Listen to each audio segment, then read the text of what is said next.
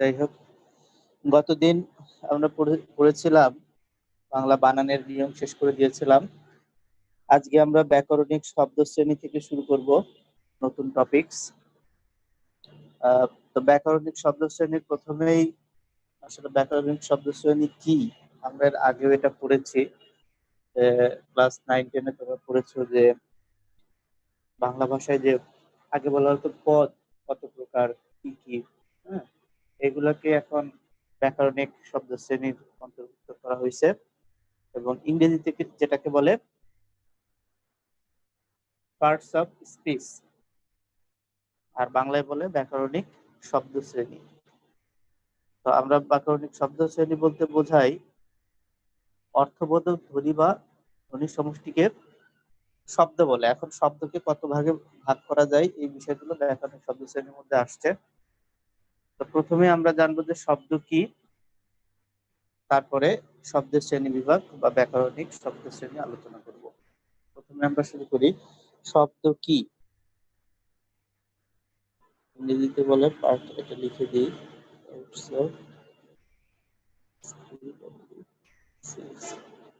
Parts of speech. প্রথমে আমরা জানবো শব্দ কি। খুবই সংক্ষেপে আমরা বলবো, কারণ এর আগে আমরা বিশদভাবে বা বিস্তৃতভাবে পড়েছি যে কয়েকটি বর্ণ পাশাপাশি বসে যদি একটি অর্থবোধক শব্দ তৈরি করে তখন তাকে শব্দ বলে। তো আমরা এত ভেঙে না বলে আমরা খুব সহজ ভাষায় বলবো যে অর্থবোধক ধ্বনি বা ধ্বনি সমষ্টিকে শব্দ বলে। অর্থবোধক ধ্বনি বা ধ্বনি সমষ্টিকে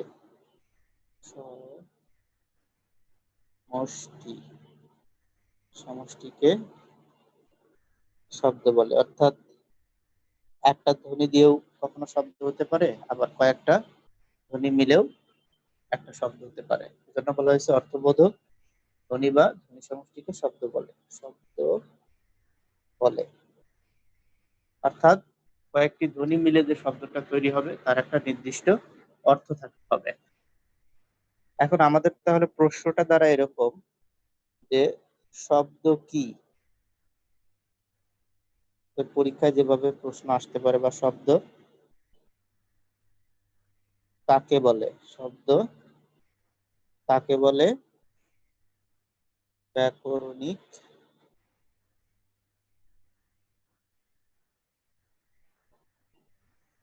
শব্দ শ্রেণী আলোচনা করো।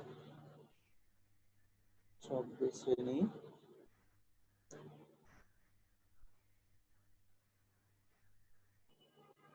আলোচনা করো, এরকম একটা প্রশ্ন আসতে পারে বর্ণনামূলকে তোমাদের, যে শব্দ কি, ব্যাকরণিক শব্দ শ্রেণী আলোচনা করো।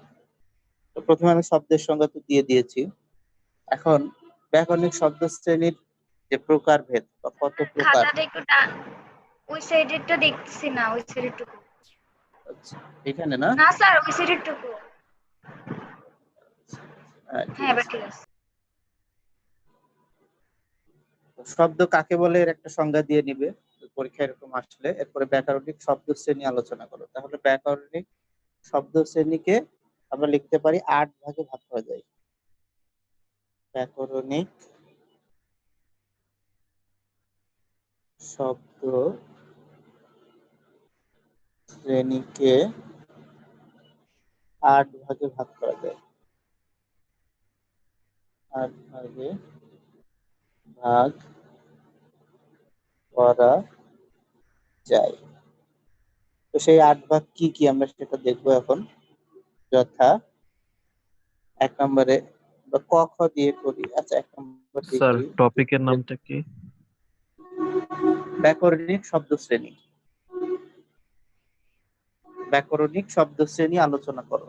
মানে এখান থেকে তোমাদের ইংরেজিতে তোমরা পার্টস অফ স্পিচ পড়ছো না, সেই পার্টস অফ স্পিচে যেটাকে noun, pronoun, adjective, verb, adverb, preposition, এগুলাই বাংলায়, বাংলায় এগুলাকে কি বলে?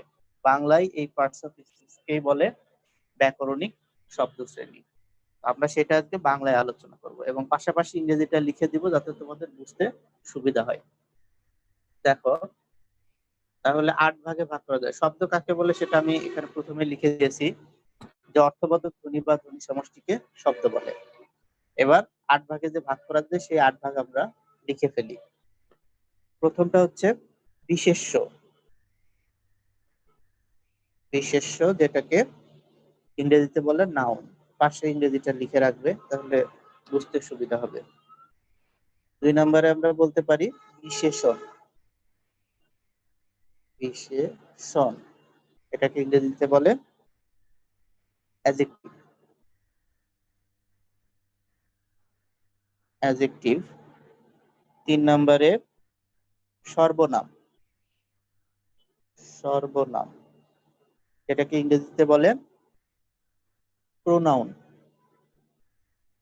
প্রোনাউন। প্রোনাউন।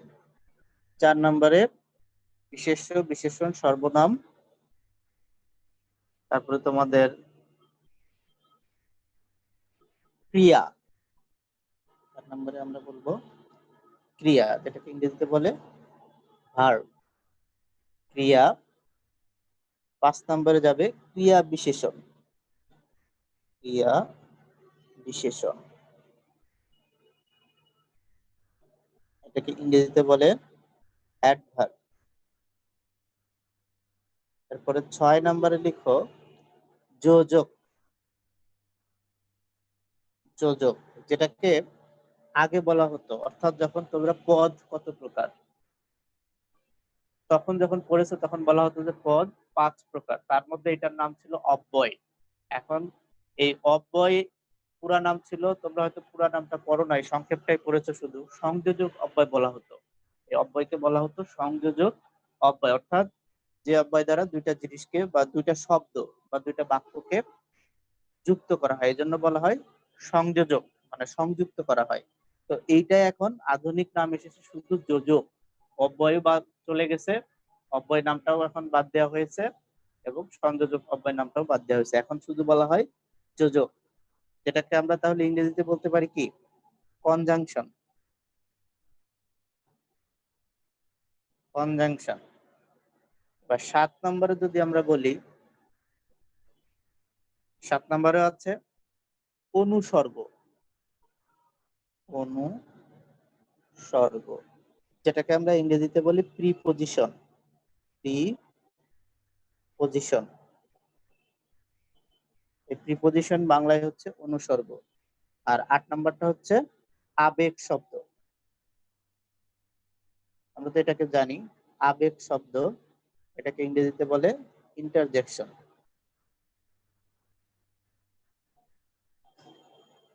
ইন্টারজেকশন। তাহলে 8 প্রকার আমরা পেয়ে গেলাম। যে 8 প্রকার ব্যাকরণিক শব্দ শ্রেণী হচ্ছে বিশেষ্য, বিশেষণ, সর্বনাম, ক্রিয়া, ক্রিয়া বিশেষণ, যোজক, অনুসর্গ, আবেগ শব্দ। এখন আমি এগুলোর সংজ্ঞা লিখছি না, কারণ এগুলো আমি সবই, এগুলোরও আবার আলাদা আলাদা তোমার শ্রেণী বিভাগ আছে, যে বিশেষ্য কত প্রকার, কি কি বিশেষণ কত প্রকার, সর্বনাম কত প্রকার, ক্রিয়া কত প্রকার, হ্যাঁ, এগুলার আরো বিশদ আলোচনা করতে হবে। তো তখন আমরা এটার সংজ্ঞা লিখবো। তো এখন জাস্ট শুধু তোমাদের বোঝার সুবিধার্থে বলে দিচ্ছি যে বিশেষ্য বা নাউন কাকে বলে। তোমরা তো এটা জানো যে ইংরেজিতে তোমরা এটা অনেকবার পড়েছো যে এর noun is a naming word, অর্থাৎ বিশেষ্য হচ্ছে যে শব্দ দ্বারা কোনো ব্যক্তি, বস্তু, প্রতিষ্ঠান, যে কোনো কিছু নাম বোঝায়, সেটাই হচ্ছে বিশেষ্য পদ বা বিশেষ্য। এরপরে আছে বিশেষণ। এখন বিশেষণ শব্দের আমরা কিন্তু অনেক সময় মজা করে বলি যে তোর নামের আগে একটা বিশেষণ লাগিয়ে দিই, হ্যাঁ। তো এরকম ভাবে দেখা গেল যে নাম হচ্ছে আহ সাদিক, আমরা নাম দিয়ে দিলাম যে আহ, পা ভাঙা সাদিক, তাই না? তো এই যে এরকম বিশেষণ লাগিয়ে দেওয়া, অর্থাৎ কোনো বিশেষণ শব্দের অর্থ হচ্ছে যে শব্দ দ্বারা, বা বিশেষণ কাকে বলে, যে শব্দগুলো দ্বারা বিশেষের দোষ, গুণ, অবস্থা, পরিমাণ, হ্যাঁ, ভালো, মন্দ, খারাপ, এই ধরনের যে কোনো অবস্থাকে বোঝায়, সেটা হচ্ছে বিশেষণ। তাহলে আমরা যদি মানে সংক্ষেপে বলতে চাই, তাহলে বিশেষণ কাকে বলে? অর্থাৎ যে শব্দ দ্বারা বিশেষের দোষ, গুণ, অবস্থা, পরিমাপ ইত্যাদি বোঝায়, তাকে বিশেষণ বলে। তাহলে বিশেষণ ক্লিয়ার। এরপরে আমরা যাব প্রোনাউনে, সর্বনাম। সর্বনাম কাকে বলে? সর্বনাম হচ্ছে নাউনের পরিবর্তে যেটা ব্যবহৃত হয়, সেটাকে আমরা বলি হচ্ছে প্রোনাউন। তাহলে বাংলায় আমরা বলতে পারি বিশেষ্যের পরিবর্তে যে সকল শব্দ ব্যবহৃত হয়, সেই সকল শব্দকে আমরা বলতে পারি সর্বনাম। যেমন আমি একটা বাক্য বললাম যে সাদিক নিয়মিত পড়াশোনা করে, তো তারপরের বাক্যটা এভাবে বলছি সাদিক সম্পর্কেই, যে সে সন্ধ্যা 7টা থেকে রাত 10টা অবধি পড়াশোনা করে। তাহলে দেখো, প্রথমে আমি তার নামটা ব্যবহার করছি সাদিক, পরে সাদিক সম্পর্কে বলতে গিয়ে সাদিকের জায়গায় আমি সে ব্যবহার করেছি। তাহলে যে সাদিকের পরিবর্তে, সাদিকটা ছিল বিশেষ্য, একটা নাম, সেই সাদিকের পরিবর্তে বা নামের পরিবর্তে আমি সে শব্দটা ব্যবহার করছি। তাহলে যে শব্দগুলো বিশেষ্যের পরিবর্তে ব্যবহৃত হয়, যেমন সে, তুমি, তাকে, তাহার, তাদের, হ্যাঁ, এই শব্দগুলো হচ্ছে সর্বনাম পদ বা সর্বনাম। এরপরে আমরা 4 নম্বরে যাব, ক্রিয়া। মোস্ট ইম্পর্টেন্ট ক্রিয়াটা, কারণ প্রায় মানে যত পরীক্ষা হয়েছে তার মধ্যে প্রায় 90% মানে প্রতিবারই ক্রিয়াটা যদি বর্ণনামূলক প্রশ্ন আসে, তাহলে সেখানে ক্রিয়াটা বেশি আসছে। ক্রিয়াটা হচ্ছে যে শব্দ দিয়ে কোনো কিছু করা বোঝায়, করা, হওয়া, যাওয়া, খাওয়া, মারা, ধরা, অর্থাৎ কোনো কাজ বোঝায়। যে শব্দ দিয়ে কোনো কাজ করা বোঝায়, সেটাকেই ক্রিয়া বলে বা ভার্ব বলে। এরপরে আমরা যাব ক্রিয়া বিশেষণ। এটা খুবই সহজ, যে ক্রিয়াকে যে শব্দ দ্বারা বিশেষায়িত করা হয় বা ক্রিয়াকে যে শব্দ বিশেষায়িত করে, তাকেই হচ্ছে ক্রিয়া বিশেষণ বলে। একটা উদাহরণ দিলে বুঝবে। যেমন আমরা যদি বলি যে সাদিক দৌড়ায়, মানে সাদিক দৌড়াচ্ছে, একটা বাক্য সাদিক দৌড়ায়। এখন এই যে সাদিক দৌড়ায়, এখানে দৌড়ানোটা হচ্ছে তার একটা কাজ, একটা কোনো কিছু হচ্ছে, তো এরকম কাজ বোঝাইলে সেটা হচ্ছে ক্রিয়া। তাহলে দৌড়ানোটা হচ্ছে ক্রিয়া। কিন্তু এই ক্রিয়ার আগে যদি আমি বসিয়ে দিই যে সে কিরকম দৌড়ায়, আস্তে দৌড়ায় না অনেক দ্রুত দৌড়ায়, তাহলে আমি যদি বলি যে সাদিক দ্রুত দৌড়ায়, সাদিক দ্রুত দৌড়ায়, তাহলে দেখো দৌড়ানোর আগে একটা দ্রুত নামক একটা শব্দ আমি ব্যবহার করছি। তাহলে তার দৌড়ানোর যে অবস্থা, সেটা কিন্তু বোঝাচ্ছে যে সে দ্রুত দৌড়ায় নাকি আস্তে দৌড়ায়। অর্থাৎ তার দৌড়ানোটাকে মিন করছে, মডিফাই করছে, তার দৌড়ানোটাকে বিশেষায়িত করছে। এই জন্য এই দ্রুত শব্দটাই হচ্ছে ক্রিয়া বিশেষণ। এটা আমরা যখন এটাকে বিশ্লেষণ করব আরো বিশদভাবে, বিস্তারিত ভাবে, তখন আমরা আহ, লিখবো এই শব্দগুলো, তো এখন লিখছি না। এরপরে দেখো যোজক, কনজাংশন। আমি এটা একটু আগে বলে দিয়েছি যে সংযোজক অব্যয় যেটাকে বলা হয়, অর্থাৎ দুইটা শব্দ বা দুইটা বাক্যকে যে শব্দ দ্বারা যুক্ত করা হয়, সেটাকেই বলে যোজক। যোজক মানে হচ্ছে যোগ করে যে। তাহলে এর একটা উদাহরণ যদি আমি দিই, যে সাদিক এবং রেজা প্রতিদিন একসঙ্গে স্কুলে যায়। তাহলে দেখো সাদিক এবং রেজা, এখানে আমি সাদিক এবং রেজাকে এবং শব্দ দ্বারা অ্যাড করেছি বা যুক্ত করেছি, সংযোগ করেছি। তাহলে এবং শব্দটা হচ্ছে এখানে যোজক বা সংযোজক অব্যয়। অর্থাৎ এবং, কিন্তু, ও, হ্যাঁ, অর্থাৎ, অথচ, এই শব্দগুলো হচ্ছে যোজক বা কনজাংশন। এরপরে আমরা চলে যাই অনুসর্গ বা প্রিপজিশন। এটা তোমরা ইংরেজিতে প্রচুর পড়েছো যে প্রিপজিশন কি, তাই না? প্রিপজিশন যদি আমি বলি তাহলে, বা অনুসর্গ কাকে বলে? অনুসর্গ হচ্ছে যে শব্দ দ্বারা বাক্যের অন্যান্য শব্দের মধ্যে সমন্বয় সাধন করা হয়, সেই শব্দটিকেই প্রিপজিশন বলে। আর ইংরেজিতে আমরা যেটা পড়েছি যে যে আর শব্দ দ্বারা, আরেকবার বলবেন? কোনটা? অনুসর্গ। অনুসর্গ। হ্যাঁ, হচ্ছে যে সকল শব্দ দ্বারা বাক্যের অন্যান্য পদের সঙ্গে সমন্বয় সাধন করা হয় বা সমন্বয় রক্ষা করা হয়, সেই শব্দগুলোই হচ্ছে অনুসর্গ। তাই আমরা ইংরেজিতে কিন্তু এভাবে পড়েছি যে বাক্যে ব্যবহৃত একটি পদের সাথে অন্যান্য পদের সম্পর্ক নির্দেশ করে যে শব্দ, তাকে প্রিপজিশন বলে, এরকম পড়েছিলাম। সেইটা একটু বাংলায় যদি বলি, যে বাক্যে ব্যবহৃত এক বা একাধিক বা অন্যান্য এক শব্দের সঙ্গে অন্য শব্দের যে সমন্বয় সাধন করে যে শব্দগুলো, সেই শব্দগুলোকে অনুসর্গ বলে।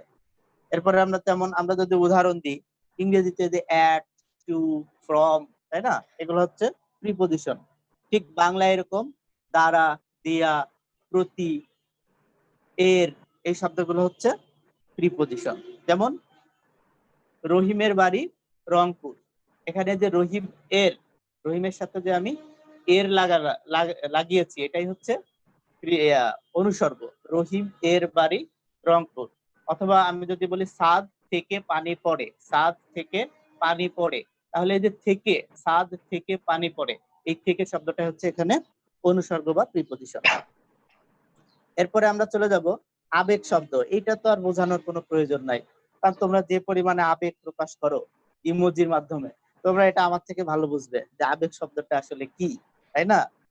যে শব্দ দিয়ে যে কোনো ধরনের আবেগ প্রকাশ করা হয়, কান্না, হাসি, তাই না, আনন্দ, দুঃখ, কষ্ট, তারপরে বিস্মিত হওয়া, এই ধরনের যে মানে ভাব প্রকাশক যে কোনো শব্দকেই তোমার আবেগ শব্দ বলা হয়। তাহলে আমরা কিন্তু এই যে ব্যাকরণিক শব্দ শ্রেণী ৮ প্রকার, এটা মোটামুটি একটা ধারণা নিলাম। এখন আমরা একদম ডিটেলসে চলে যাব। তাহলে যদি তোমাদের প্রথম প্রশ্নটা এরকম আসে যে শব্দ কাকে বলে, ব্যাকরণিক শব্দ শ্রেণী আলোচনা করো, তাহলে শব্দের এই যে সংজ্ঞা দিবে একটা, প্রথমে আমি যেটা দিয়েছি একদম প্রথমে শুরুতে, এরকম একটা শব্দের সংজ্ঞা দিবে, তারপরে এই যে ৮ প্রকার লিখে এবং এই ৮ প্রকারের সংজ্ঞা দিয়ে একটি বা দুইটি করে উদাহরণ দিবে, তাহলেই হয়ে যাবে।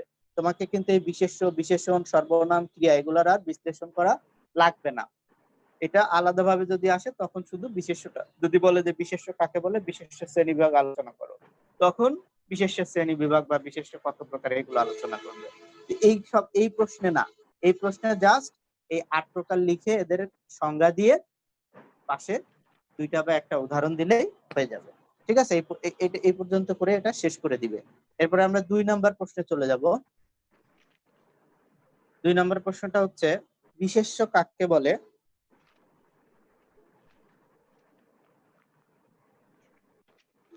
বিশেষ্য কাকে বলে, বিশেষ্যের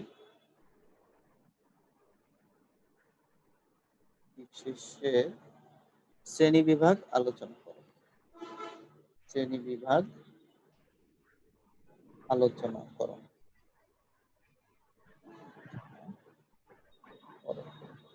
একটা বিষয় তোমরা মাথায় রাখবে এখন, যে আমরা এখন যতটা বিশ্লেষণ করার সময় পাচ্ছি, পরবর্তীতে আর আমরা এভাবে বিশ্লেষণ করার সময় পাবো না। যার কারণে এই ক্লাসগুলো কিন্তু আসলে গুরুত্বপূর্ণ।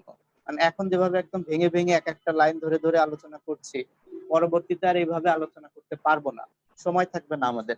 যার কারণে এই ক্লাসগুলো তোমরা যদি এখন যারা নাও করছে, তারা যেন ইউটিউব থেকে ভিডিওটা দেখে নেয় বা লিখে রাখে, তাহলে পরবর্তীতে তোমাদের চাপ কমে যাবে অনেক, আর তখন এত পড়াও লাগবে না। যাই হোক, তাহলে আমরা বিশেষ্যের সংজ্ঞা আগে লিখি এখানে, যে বিশেষ্য কাকে বলে। তো বিশেষ্য কাকে বলে আমরা এটা বলে দিয়েছি, যে শব্দ দ্বারা বা যে সকল শব্দ দ্বারা কোনো ব্যক্তি, বস্তু, প্রতিষ্ঠান ইত্যাদির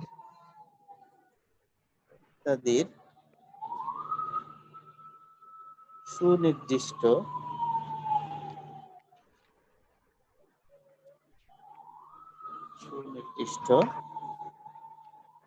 নাম বোঝায়,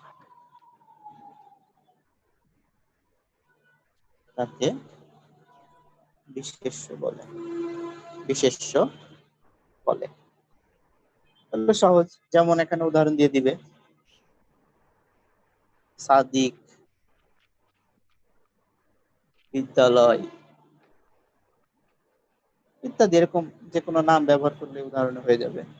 তাহলে বিশেষ্য সংজ্ঞা আমরা দিয়ে দিলাম। এবার বিশেষ্য শ্রেণী বিভাগ আলোচনা করব, যে বিশেষ্য কত প্রকার।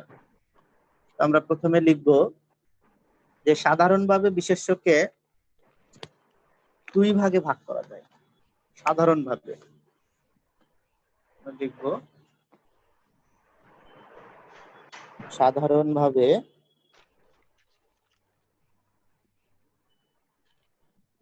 বিশেষ্যকে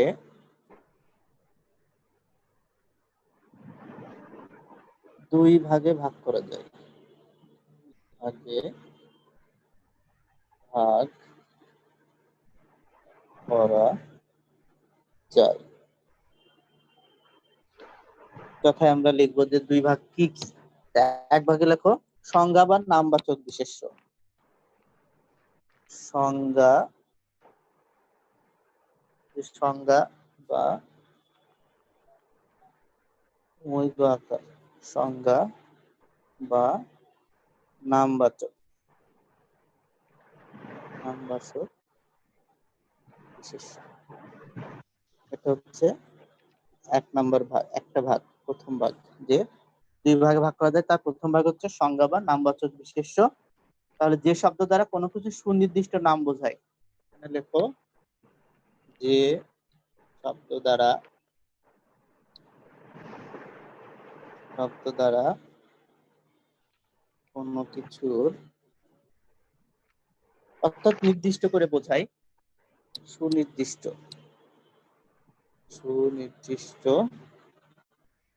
নাম বোঝায়,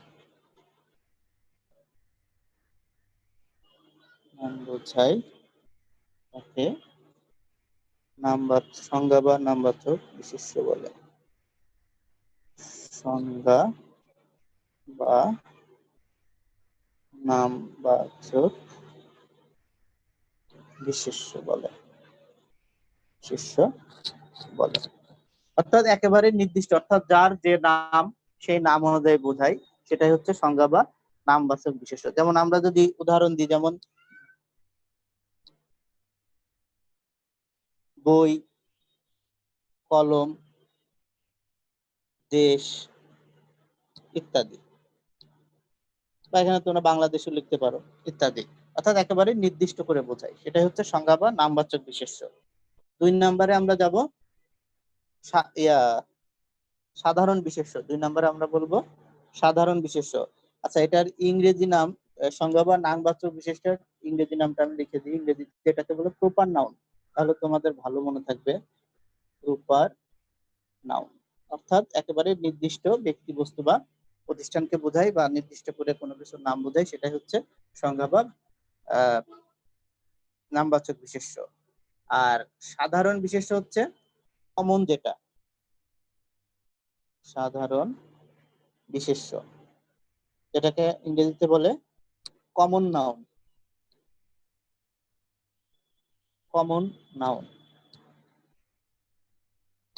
তাহলে এটার সংজ্ঞা আমরা লিখতে পারি যে সুনির্দিষ্টভাবে কোনো কিছুর নাম না বুঝিয়ে, সুনির্দিষ্টভাবে কোনো কিছুর নাম না বুঝিয়ে সাধারণভাবে বোঝায়, বা সুনির্দিষ্টভাবে কোনো কিছুর নাম না বুঝিয়ে ওই সকল ব্যক্তি বা বস্তুর সাধারণ নাম বোঝায়,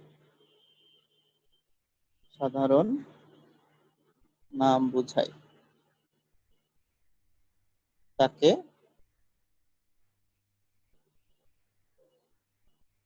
সাধারণ বিশেষ্য বলে।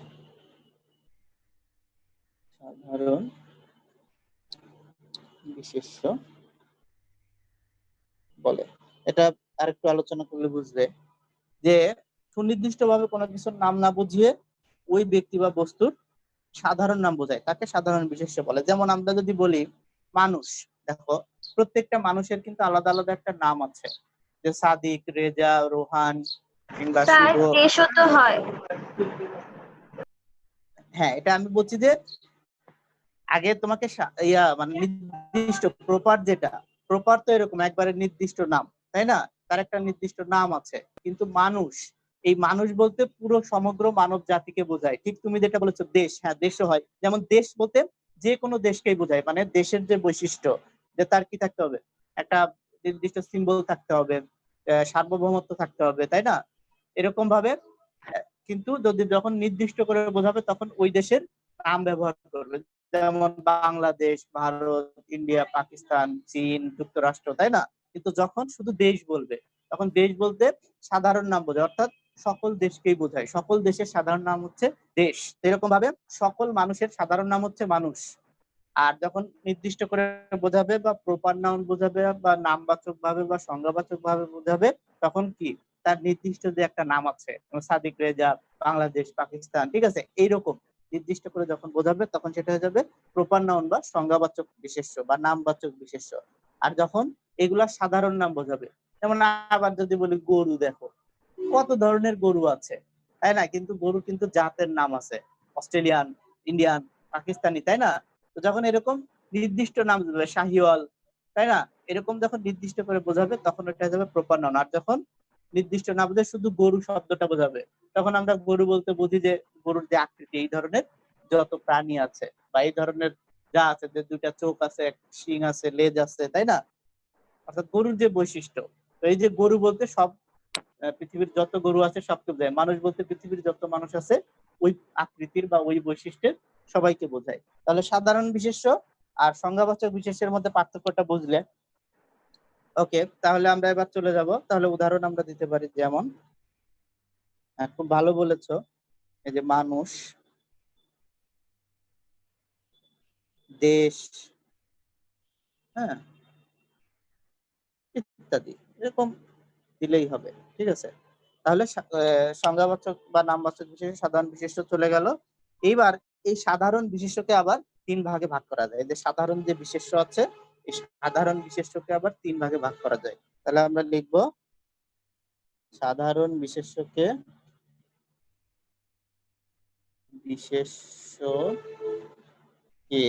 আবার তিন ভাগে ভাগ করা যায়। তিন ভাগে ভাগ করা যায়। যথা, আমরা পরবর্তী পৃষ্ঠায় চলে যাই, যে সেই তিন ভাগ কি কি। অর্থাৎ এটা বৈশিষ্ট্যের উপর ভিত্তি করে, যে আমি বলেছি না যে সাধারণ যে বৈশিষ্ট্যগুলো এর উপর ভিত্তি করে। এক নম্বরে, ক নম্বরে আমরা বলতে পারি যে এই যে সাধারণ যে বিশেষ্য, একে তিন ভাগে ভাগ করা যায়। সেটা হচ্ছে, প্রথমটা হচ্ছে ইন্দ্রিয় গ্রাহ্যতার উপর ভিত্তি করে। ইন্দ্রিয় গ্রাহ্য, ইন্দ্রিয় গ্রাহ্য। এখন এই ইন্দ্রিয় গ্রাহ্য শব্দটা কি, এটা তোমাদের জানতে হবে। ইন্দ্রিয় মানে হচ্ছে উৎস, কোন আমাদের যে কি বলা যায়, অনুভূতির অনুভূতির যে অঙ্গগুলো আছে এগুলাকে বলে ইন্দ্রিয়।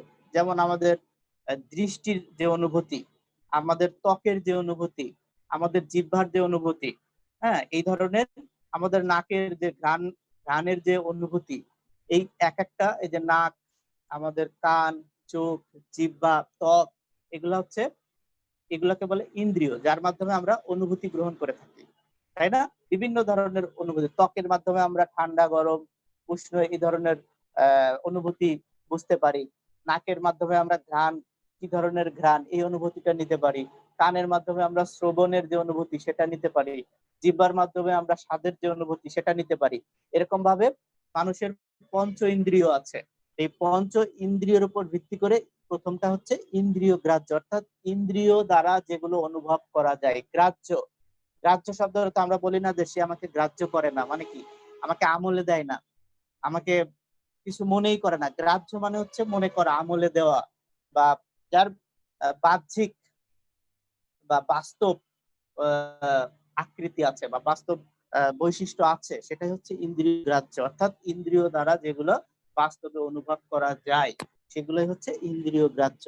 তাহলে আমরা এখানে সংজ্ঞা হিসেবে বলতে পারি, যে কোনো ইন্দ্রিয় দিয়ে, অর্থাৎ এই যে পঞ্চ ইন্দ্রিয়ের কথা বললাম, এই যে নাক, কান, তারপর জিহ্বা বা ত্বক, হ্যাঁ, এই পঞ্চ ইন্দ্রিয়ের দিয়ে যেগুলো অনুভব করা যায় সেগুলোই হচ্ছে ইন্দ্রিয় গ্রাহ্য বিশেষ্য। তাহলে আমরা বলতে পারি যে কোনো ইন্দ্রিয় দিয়ে অনুভব করা যায়।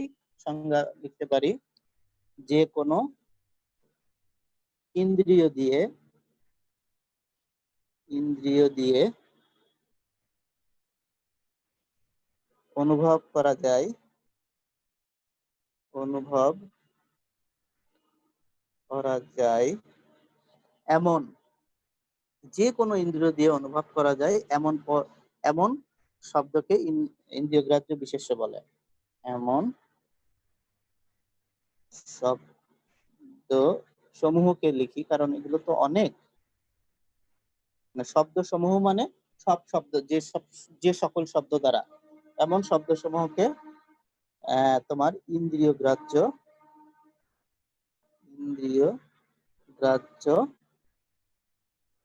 আচ্ছা, এটাকে আমরা ইংরেজিতে যদি বলি তাহলে আরো সহজভাবে বলা যায়। তোমরা যেটাকে বলো হচ্ছে কনক্রিট, CONCRET, কনক্রিট নাউন, অর্থাৎ যার বাস্তব আকৃতি আছে বা বাস্তবে যেটা দেখা যায়, ধরা যায়, ছোঁয়া যায়, হ্যাঁ, এই ধরনের নাউনকে হচ্ছে তোমার কনক্রিট নাউন বলা হয়। তো ইন্দ্রিয় গ্রাহ্য এটাকে আমরা কনক্রিট নাউন বলতে পারি। তাহলে ইন্দ্রিয় গ্রাহ্য এমন শব্দসমূহকে ইন্দ্রিয় গ্রাহ্য বিশেষ্য বলে, বিশেষ্য বলে। যেমন আমরা যদি উদাহরণ দিই, যেমন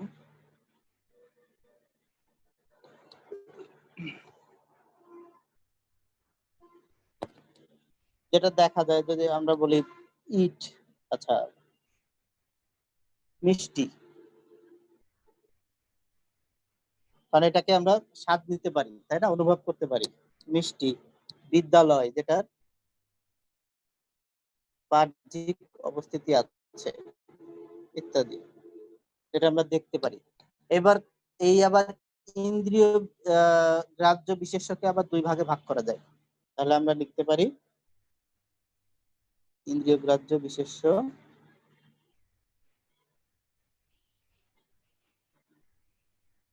বিশেষ্য আবার দুই প্রকার।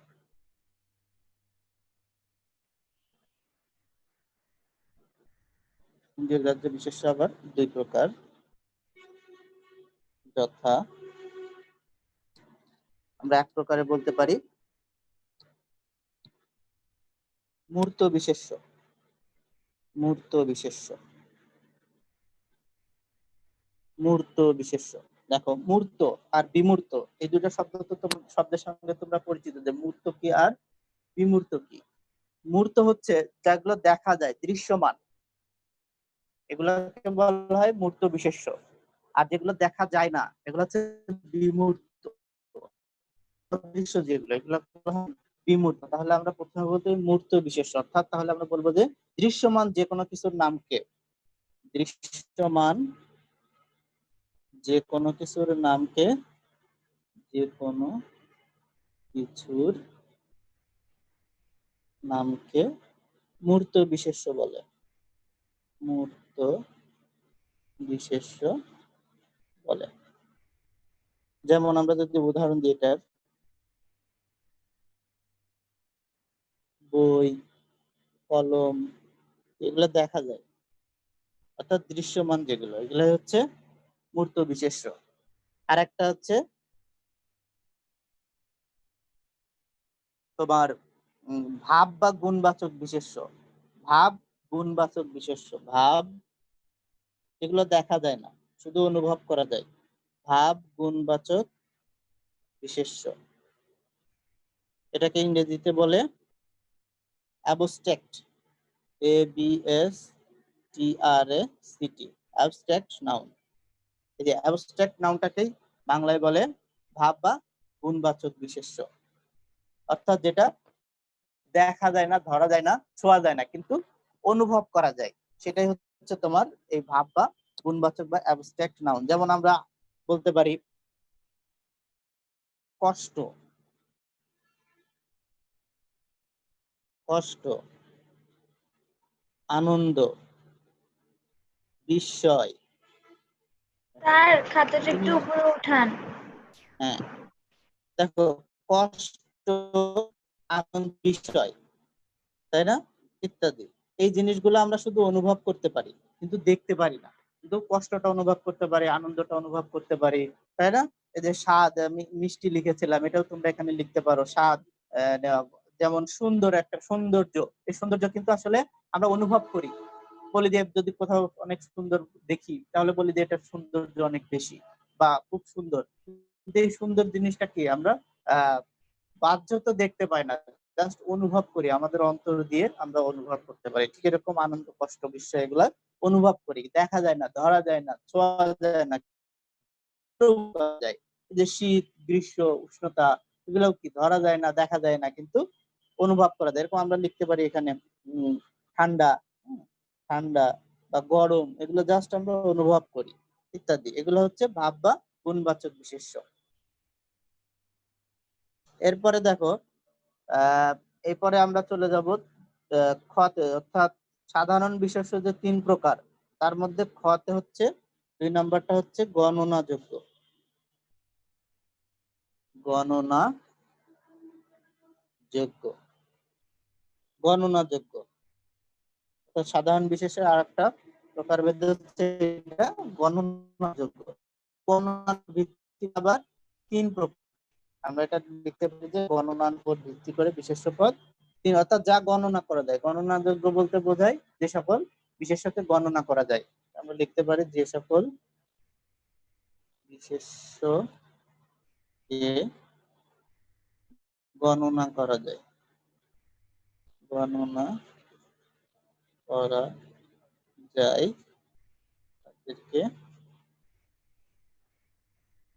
গণনাযোগ্য বিশেষ্য বলে, বিশেষ্য বলে। যেমন আমরা উদাহরণ, যেগুলো গণনা করা যায়, কাউন্টেবল, এটাকে বলতে পারি কাউন্টেবল বা আনকাউন্টেবল। সিও ইভেন কাউন্ট লিখতে পারো, কাউন্ট, শুধু কাউন্টও লিখতে পারো। গণনাযোগ্য, কাউন্টেবল আনকাউন্টেবল এগুলা পড়ছি না আমরা, এটাই আর কি, যে গণনাযোগ্য। যেমন কি পেন্সিল কলম, এগুলো কি গণনা করা যায়, যেগুলো গণনা করা যায় সেগুলো লিখবা ইত্যাদি। এটাকে আবার 3 ভাগে ভাগ করা যায়, গণনাযোগ্য বিশেষ্যকে আবার 3 ভাগে ভাগ করা যায়। দেখবে যে এটাকে আবার 3 ভাগে ভাগ করা যায়, ভাগ করা যায়। যথা আমরা এটা পরে লিখবো পরবর্তী পৃষ্ঠায়, 3 ভাগে ভাগ করা যায়। তো প্রথমটা দেখো, 1 নম্বর হচ্ছে গণন বিশেষ্য। গণন বিশেষ্য অর্থাৎ যেগুলো গণনা করা যায়। গণন বিশেষ্য যেমন, তাহলে এদের লিখবো সংখ্যা দিয়ে গণনা করা যায়, সংখ্যা দিয়ে গণনা করা যায় এমন শব্দকে, বা এখানে লেখো নামবাচক, নামবাচক, নামবাচক শব্দকে গণন বিশেষ্য বলে, গণন বিশেষ্য বলে। যেমন মানুষ,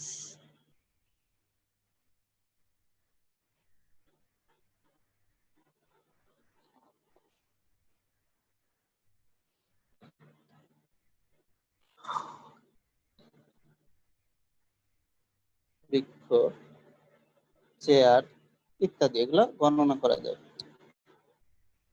এই জন্য এগুলোকে বলা হয় গণন বিশেষ্য। 2 নম্বরটা হচ্ছে পরিমাপ বিশেষ্য। পরিমাপ বিশেষ্য, তাহলে এটা যেগুলো পরিমাপ করা যায় সংখ্যা দিয়ে, যেগুলো হচ্ছে আহ সংখ্যা দিয়ে গণনা করা যায় না কিন্তু পরিমাপ করা যায় এমন বিশেষ্যকে পরিমাপ বিশেষ্য বলে। যে সংখ্যা দিয়ে গণনা করা যায় না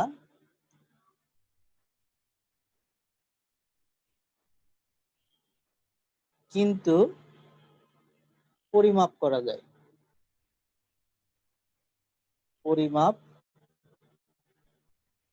করা যায়। সেগুলোকে পরিমাপ বিশেষ্য বলে। পরিমাপ বিশেষ্য বলে। যেমন আমরা উদাহরণ দিলে বুঝবে, পানি, দেখো পানিটা কিন্তু গণনা করা যায় না কিন্তু পরিমাপ করা যায়। তেল, পানি, তেল, এগুলা কি ইত্যাদি, এরকম আরো আছে, দুধ, তাই না, ইত্যাদি। পরিমাপ করা, সংখ্যা দিয়ে গণনা করা যায় না কিন্তু পরিমাপ করা যায়, কত লিটার, 1 লিটার, 2 লিটার, 3 লিটার, এরকম। অর্থাৎ ওজন করা যায়, পরিমাপ করা যায়। 3 নাম্বারটা হচ্ছে সমষ্টি বিশেষ্য। সমষ্টি বাচক বিশেষ্য, এটাকে ইংরেজিতে বলে কি, collective noun. COLLECTIV, collective noun. Collective noun, তাহলে আমরা লিখতে পারি যে যে শব্দ দ্বারা সমষ্টি বোঝায়, যে শব্দ দ্বারা সমষ্টি বোঝায়। সমষ্টি তো বুঝো, যে গুচ্ছ, অনেকগুলো একসঙ্গে, এটার বলে সমষ্টি। যে শব্দ দ্বারা গণ দিয়ে, তারপরে হচ্ছে রাজি দিয়ে, যে বৃক্ষরাজি, হ্যাঁ, তারপর বৃক্ষরাজি, হ্যাঁ এরকম, শিক্ষকগণ, ছাত্রছাত্রীরা, তাই না, এরকম ভাবে মানে একটা গুচ্ছ বোঝায়। বা আমরা যদি একটা টিম বলি, প্লেয়ার, তাই না, খেলোয়াড়, মানে একটা দল হতে হলে, দল একটা শব্দ, দল, একটা দলে আমরা জানি যে একটা ক্রিকেট টিমে 11 জন, ফুটবল টিমে 11 জন, এরকম। দল বলতে একটা সমষ্টিকে বোঝায়। আর্মি, আর্মি বলতে একটা বাহিনীকে বোঝায়। পুলিশ, হ্যাঁ এরকম, পুলিশে অনেকগুলা একটা পুরো একটা বাহিনীকে বোঝায়, একটা